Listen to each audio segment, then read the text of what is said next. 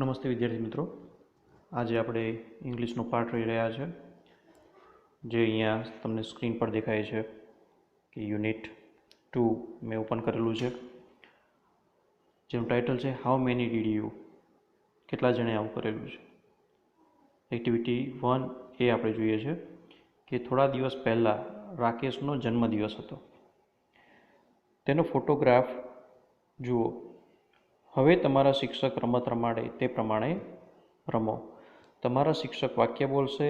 ચિત્રના આધારે સાચા વાક્ય માટે ટી કરવાનો છે, મીન્સ ટ્રુ, અને ખોટા વાક્ય માટે એફ લખો. F means false. તો પહેલું ઉદાહરણ તમને આપેલું છે, એક્ઝામ્પલ તરીકે એફ કરી રાખેલો છે. તો એક એવું વાક્ય બનાવવાનું આપણે જેનો જવાબ ફોલ્સ આવતો હોય, ખોટો આવતો હોય. તો તમે અહીંયા ચિત્રમાં જોઈ રહ્યા છો, એક વાક્ય મેં લખેલું છે કે this is the picture of a garden.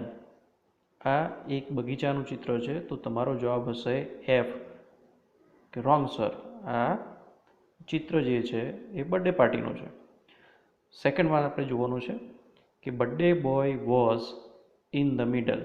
બાળક જેનો બર્થડે છે એ વચ્ચે ઊભેલો છે. તો આન્સર આપણે લખવાનો છે ટી, ટ્રુ. ત્રીજું છે, third one, the cake was not cut. Cake કપાઈ નથી, true. Fourth, there were 4 friends in the party. પાર્ટીમાં 4 મિત્રો છે. તો આપણે ચિત્ર જોઈ લઈએ છીએ તો એમાં ખ્યાલ આવે છે કે આપણા ચિત્રમાં કુલ કેટલા બાળકો છે. તો અહીંયા આપણે જોઈ શકીએ છીએ કે 5 બાળકો છે, જ્યારે આપણે પૂછવામાં આવ્યું છે તો 4 બાળકોની વાત કરેલી છે. તો આ વાક્ય ફોલ્સ થશે. બાજુમાં આવી જઈશું 5 નંબર પર. All war the paper caps. બધા બાળકોએ પેપર કેપ પહેરેલી છે. તો આપણે ચિત્રમાં જોઈએ છે તો હા, બધાએ પહેરેલી છે, તો true. 6-1, the cake was on the chair. Cake ખુરશી પર છે. તો આપણે ચિત્રમાં જોઈએ તો એક ટેબલ પર દેખાઈ રહી છે તમને, ખુરશીમાં નથી. તો આ વાક્ય તમારું થશે ફોલ્સ. 7માં આવીએ કે all wear eating the cake. બધા કેક ખાઈ રહ્યા છે. ફરીથી આપણે ચિત્ર જોઈએ તો ના, હજુ તો ગિફ્ટ લેવા આપવાનું ચાલી રહ્યું છે, કેક કપાઈ નથી. The birthday boy's father was present in the party. Birthday બોયના પિતાજી પાર્ટીમાં પ્રેઝન્ટ છે એવું લાગે છે. તો અહીંયા ક્યાંય એવું દેખાતું નથી કે પ્રેઝન્ટ હોય. તો આપણે એને જવાબ આપીશું ફોલ્સ. તો અહીંયા આપણે જોઈએ કે આપણી આ પ્રવૃત્તિ જે છે, એક્ટિવિટી 1A પૂર્ણ થઈ ગયેલી છે. નેક્સ્ટ પેજ પર આવી જઈએ, પેજ નંબર 15. તો અહીંયા એક્ટિવિટી 1B આપેલી છે કે રીડ ધ પેસેજ. ફકરો વાંચો. ચિત્ર જોઈને તમને ખ્યાલ આવી ગયો હશે કે નેતાજી સુભાષચંદ્ર બોઝનું અહીંયા ચિત્ર આપેલું છે સરસ મજાનું, અને એમનો એક એપિસોડ આપેલો છે જે આપણે જોવાનો છે.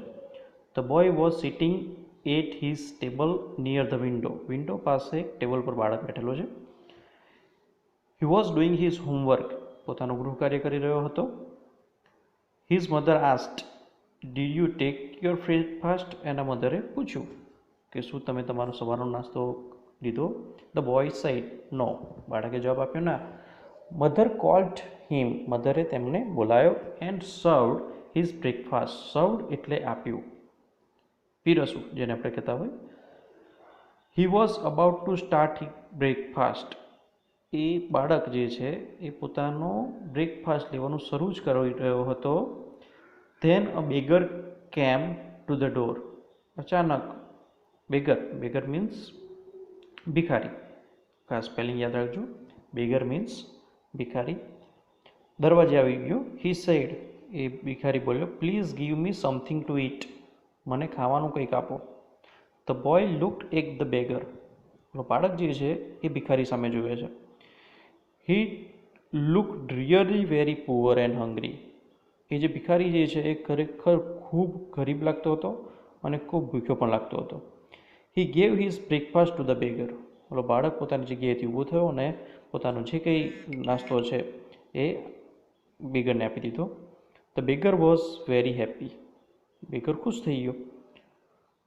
This boy was later known as Netaji Subhash Chandra Bose. આ બાળક મોટો થઈને નેતાજી સુભાષચંદ્ર બોઝ તરીકે જાણીતો થાય છે. નીચે એક એક્સરસાઇઝ આપેલી છે કે ડિસ્કસ ઇન પેર્સ, જૂથમાં કામ કરો, and put right mark on the right, સાચું હોય તો રાઇટ લખવાનું છે, and wrong mark for wrong sentence. બેની જોડીમાં નીચેના વાક્ય વિધાનોની ચર્ચા કરી ખરા સામે ખરું અને ખોટા વિધાન સામે ખોટાની નિશાની કરવાની છે. તો આપણે આમાં જોઈશું કે mother gave her breakfast to the beggar. મધરે પોતાનો બ્રેકફાસ્ટ બેગરને આપ્યો હતો. જો આ તમને સાચું લાગતું હોય તો તમારે ટ્રુ કરવાનું છે, પણ અહીંયા સેન્ટેન્સ આપણે જોઈશું તો આવશે ખોટું. અહીંયા પહેલું ખોટું છે. મધરે નહોતું આપ્યું. કોણે આપ્યું હતું? સુભાષચંદ્ર બોઝે આપ્યું હતું. બીજું સેન્ટેન્સ આપણે જોવા જઈ રહ્યા છે કે બીજું સેન્ટેન્સ છે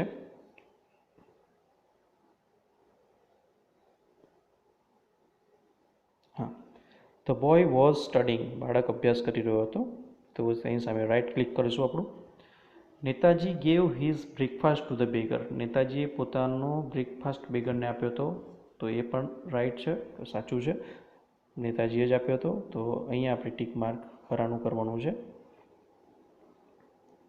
ત્રીજું સેન્ટેન્સ આપણું ખરું થશે. Four the boy did not eat anything. બાળકે કંઈ ખાધું નહોતું.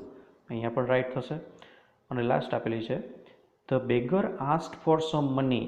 બેગરે થોડાક પૈસા માંગ્યા હતા. તો નહીં, આપણે સેન્ટેન્સમાં આપણે જોયું હતું અહીંયા પહેલાં પેરેગ્રાફમાં લાસ્ટ લીટી છે કે please give me something to eat. ખાવા માટે આપો, કે મનીની એવી કંઈ ડિમાન્ડ કરી હતી નહીં. તો લાસ્ટ સેન્ટેન્સ થશે રોંગ. તો વિદ્યાર્થી મિત્રો, અહીં આપેલા ઘણા બધા સ્પેલિંગ છે જે તમે ડિક્શનરીમાં જોજો, શીખજો, જાણજો. અને આ જે પેરેગ્રાફની આપણે એક્ટિવિટી 1B જે ચર્ચા કરી છે એ સારા અક્ષરે નોટબુકમાં લખવાની છે. અને અહીંયા જે ખરા ખોટા વિધાન જે છે આપેલા છે, સેન્ટેન્સીસ આપેલા છે, એ આપણે તૈયાર કરવાના રહેશે. નેક્સ્ટ પીરિયડમાં આપણે જોઈશું તો એક્ટિવિટી 2 અને એક્ટિવિટી 3 બહુ મસ્ત એક્ટિવિટી છે. તમને સાંભળવાની બહુ મજા આવશે. તો એના વિશે આપણે નેક્સ્ટ પીરિયડની અંદર વાત કરીશું. ત્યાં સુધી ઘરે રહો, સુરક્ષિત રહો. અસ્તુ. જય હિન્દ, જય ભારત.